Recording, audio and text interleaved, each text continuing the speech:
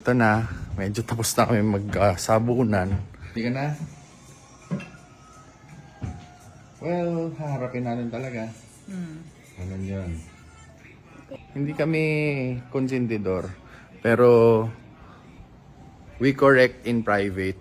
Siyempre, kailangan nyo malaman na ginagawa naman namin yung mga tama at mga the best na paraan paano manghingi ng sorry.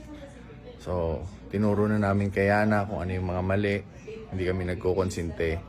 Hindi lang namin yan ginagawa in public.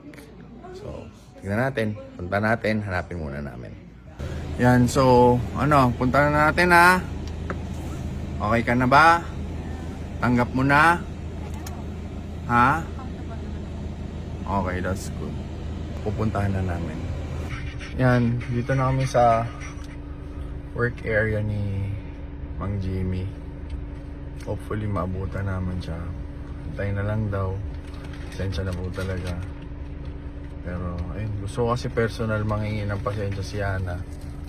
Kasi kung public apology, oo, may kita nila, pero iba pa rin yung personal syempre.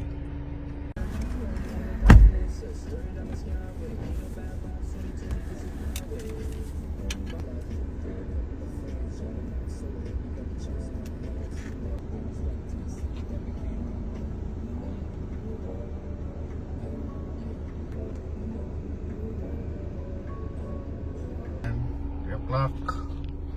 Wala pa rin, pero kailangan na namin kasing bumaba. So, mamaya na lang, gagawa na lang ng public apology video to. Yes. Ha? Po. Okay. Baba na kami. Pasensya na po ulit.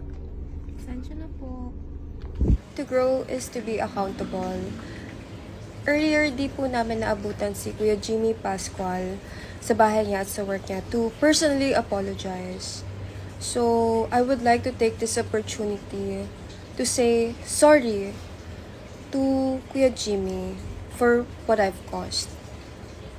And of course, as well as to those people who got dragged into the issue. Sorry din po sa citizen of Zambales, the riding community, especially the off-road community. This issue is all on me. I'm still learning. This one especially the hard way. I promise to be more patient next time, especially on the road. And I'll listen to my ates and kuyas more. Na-feel ko na po yung mundong maraming galit and ayoko na pong maulit po yun. Again, sorry po at pasensya po ulit. Maraming salamat po.